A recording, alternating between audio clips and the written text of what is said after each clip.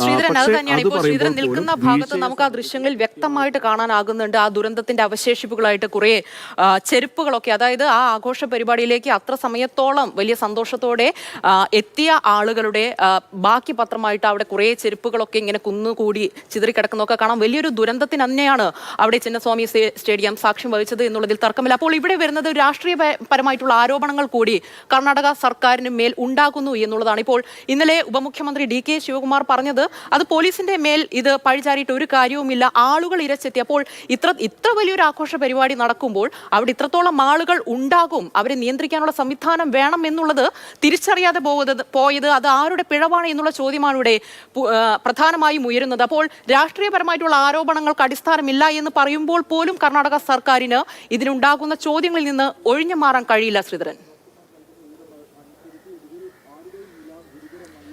തീർച്ചയായിട്ടും. അതായത് കഴിഞ്ഞ രാത്രി, അതായത് IPL ഫൈനലിന്റെ രാത്രി നമ്മൾ കണ്ടതാണ്. ബംഗളൂരു നഗരം ഉറങ്ങിയിട്ടില്ല. എല്ലാ മേഖലയിലും വലിയ തോതിലുള്ള ആൾക്കൂട്ടം ഇരച്ചെത്തുകയായിരുന്നു ബംഗളൂരു നഗരത്തിന്റെ തെരുവുകളിൽ. അത്രയും വലിയ ആഘോഷ പരിപാടികൾ നടന്നു. അങ്ങനെയൊരു പരിപാടിക്ക്, അനൗദ്യോഗികമായിട്ടുള്ള ഒരു പരിപാടിക്ക് ഇത്രയധികം ആളുകൾ വന്നിരുന്നെങ്കിൽ RCB മാനേജ്മെന്റ് നടത്തുന്ന ഈ പരിപാടിയിലേക്ക് എത്ര ആളുകൾ വരും എന്ന് കൃത്യമായിട്ടുമുള്ള ഒരു കാൽക്കുലേഷൻ വേണമായിരുന്നു.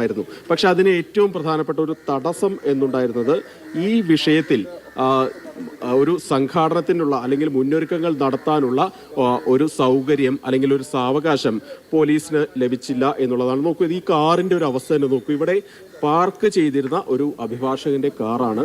ഇതിന് മുകളിലേക്കൊക്കെയാണ് ആളുകൾ കയറിയത്. ഇതിന് മുകളിൽ ആളുകൾ, ഈ തിരക്ക് വർദ്ധിച്ചപ്പോൾ തൊട്ടപ്പുറത്തുള്ള ഈ സ്റ്റെപ്പിൽ നിന്ന് ആളുകൾ ഇതിന് മുകളിലേക്ക് ഉൾപ്പെടെ ഓടിക്കയറി ചവിട്ടി ഈ കാറ് നാട്ടുഭാഷയിൽ പറഞ്ഞ നാശകോശമാക്കി എന്നൊക്കെ നമുക്ക് പറയുന്ന രീതിയിൽ തന്നെയാണ് ഈ കാറിന്റെ ഒരു കോലം ഇപ്പോൾ നമുക്ക് കാണാൻ കഴിയുന്നത്. ഇത് തന്നെ, ഈ ദൃശ്യങ്ങൾ തന്നെ ഇവിടുത്തെ തിരക്ക് എത്രത്തോളമായിരുന്നു എന്നതിൻ്റെ ആ ഭീതിതമായിട്ടുള്ള ഒരു കാഴ്ച അത് എത്രത്തോളം ഉണ്ടായിരുന്നു എന്നുള്ളതിൻ്റെ ഒരു നേർ സാക്ഷ്യമാണ്. ഇത് 7-ാം നമ്പർ ഗേറ്റാണ്.